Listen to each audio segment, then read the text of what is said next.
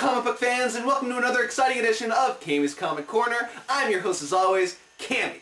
Now when I did the .5 episode last week, I thought, okay, that was just a once-in-a-lifetime thing, you know, it'll probably happen another couple of years from now. But I didn't know that this week was like as big as last week, so I have to do another .5 episode. Hence, episode 70.5, which you're currently watching. Enough of my blabbering, let's get on to the Fast 5 picks for this .5 episode. First up from Marvel, we have Agents of Atlas #2. Now, I wasn't really sure about the first issue when that came out because I'm not really familiar with the Agents of Atlas. I know they had a mini-series a few years ago, and I just didn't sign on to that. Apparently it was just great, you gotta read it, it was a must-read, so maybe I'll go back and read it. But anyway, in this issue, I think the whole motto for this issue is keep your friends close and your enemies closer, because that's what they're doing. It's Operation Trojan Horse. The Agents of Atlas are trying to become friendly with Hammer and get closer to Norman Osborn, so, you know, if they eventually strike, they'll be in striking distance. So, this takes place out in the desert. It's a little weapons deal, and it's involving EMP cannons. And Grizzly, who we last saw in the Amazing Spider-Man Colbert little story, where it was Colbert versus the Grizzly because he doesn't like Grizzly bears. See the political episode. Grizzly is in charge of the Hammer section, and you know they do the weapons deal, and Gorilla Man gives them a little demonstration by shooting a couple of their helicopters out of the sky. And then things kind of get deadly when Grizzly turns the EMP cannon to M11, the killer robot, and Namora just goes batshit crazy on him. So anyway, it was a good issue. I'm slowly starting to become a fan of Agents of Atlas, and I can't wait to see where it goes from there. Next up from Marvel, we have Fantastic Four Dark Reign #1. Now the main thing that really got me interested in this title was the writer alone, Jonathan Hickman. Again, he's on another Marvel book this week. Check out episode 70 where I was raving about Secret Warriors #2. But anyway, this takes place after Secret Invasion. They're moving back into the Baxter building because it was torn in half, and they're moving everything back in, starting anew once more. And all the reformatted Doombots that are helping move have gone missing. And turns out when they follow the trail, Reed Richards is using them. He had an idea. They were moving back in, then little something said, hey, you know what, that'd be a good idea.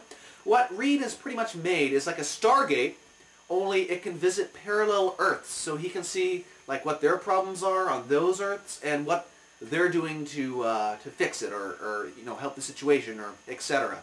So it's a very, very cool idea, and just as he teleports to another parallel Earth, Hammer has put the Fantastic Four on notice. Apparently they have been suspended from the initiative, so they want them shut down. But Jonathan Hickman on this title, I'm very excited because just from this issue alone, he knows the Fantastic Four. He has such a good grip and good handle on these characters that I can't wait to see what else he has in store for not only this mini, but on the ongoing title next year maybe, after Millar and Hitch are done with it. So very good issue. I really, really enjoyed it. Next up from DC Comics, we have Secret Six #7. Now this is the penultimate Man in the Back Says Everyone Attack issue. You got nothing but action in this issue because Deadshot and Tarantula make their way to Gotham, but they are stopped by Junior and his gang, followed by the Birds of Prey are in there, followed by Mad Hatter. So it is just a brawl. And then the Secret Six come. So everyone's fighting over the card, everyone tries to get the card, but then the person who has the card, so we think, Tarantula, is vaporized by all the villains. So everyone's like, alright, show's over, no card to get here, no get out of hell free card, go about your meaningless lives. Well, it turns out that Scandal has the card by the end of the issue, but she's not telling anyone. So does this mean that she's going to bring back her dead lover, Knockout, back into the Secret Six? Who knows? And we got a very funny scene with Mad Hatter, once again, going off a cliff or something because his hat gets thrown off the bridge and he has to go after it. Oh, I'm coming, my precious! Very funny character. I want to see more of the Mad Hatter. But bravo, Nicola Scott and Gail Simone. It's just been such a fun arc, and I'm so glad that this is an ongoing series. Just for this reason. The issues like this alone make it all worth it. Next up from Marvel, we have Submariner, The Depths, #5. Now this is the final issue in this mind-blowingly awesome miniseries. I can't say enough good things about this series. But anyway, in this final issue, we have Captain Marlowe and Dr. Stein both in the presence of Namor. In that cliffhanger last issue, they're like, oh my god, there he is. Turns out he's there in the flesh, and he mutilates Marlowe's body. And Dr. Stein is just, you know, he's pretty much going mad because of his experiences underwater, meeting Namor, finding out that Atlantis does exist. So when the crew rushed to his rescue, Namor's gone, but the crew watched the tape of Atlantis, and now they're just like mesmerized because it's true. It's all true now. This isn't myth or fairy tale. This is real. So Dr. Stein realizes there's only one thing he can do, and that is to keep this secret buried. So he pilots the submarine into a sea devil, which is like a big storm underwater, and the whole submarine explodes, killing the entire crew. He makes that in an escape pod, and Namor takes him back up to the surface, but in a very creepy way. And so while he's back up on the surface, he tells everyone, hey, this place is, I couldn't find any evidence that Atlantis exists, so stop your searching, stop your funding, it's a waste of your money. Only he knows that it exists, and he's taking that secret to the grave with him. This is one of the creepiest Marvel miniseries I've ever read. Gives a whole new look on Namor, and I bravo Peter Milligan and Asada Rebic. It's just made this entire miniseries awesome, and I can't wait till this comes out in hardcover or whatnot, because I want to see those extras. And finally, this week for Marvel, we have Ultimate Wolverine vs. Hulk #3. And, you know, I kind of feel bad for putting this book in the spotlight and giving it recognition after it's been like Marvel's All-Star Batman and Robin. It hasn't been seen for years, and when it does make an occasional appearance, you know, we shouldn't be rewarding this behavior.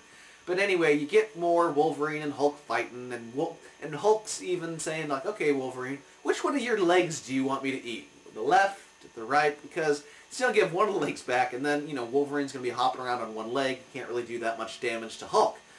Well, it turns out, you know, Wolverine's going through flashbacks and flash forwards because, hey, it's Damon Lindelof, one of the writers and executive producers of Lost. Of course you're going to get that in a comic.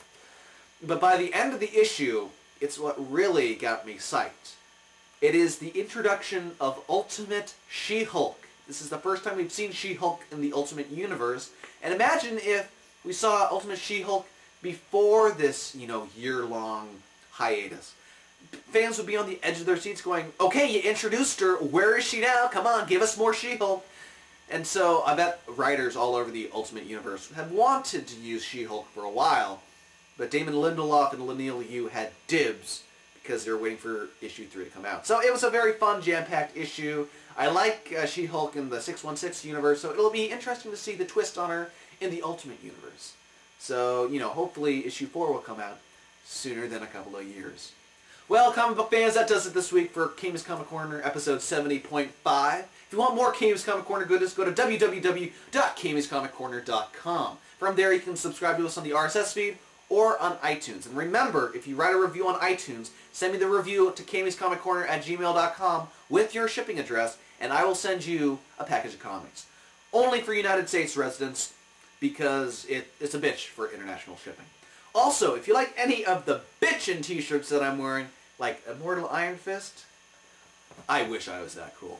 Head on over to www.deadlinegraphics.net and send Kelly an email. He has a whole entire catalog he'll send you, and all shipping is free in the United States for the month of March. So free shipping on, you know, if you have one shirt or 1,000 t-shirts, it's just free shipping across the board in the United States alone. So, head on over to www.deadlinegraphics.net and send Kelly an email. There is only one name that I trust when it comes to comic book t-shirts, and that is Kelly at www.deadlinegraphics.net.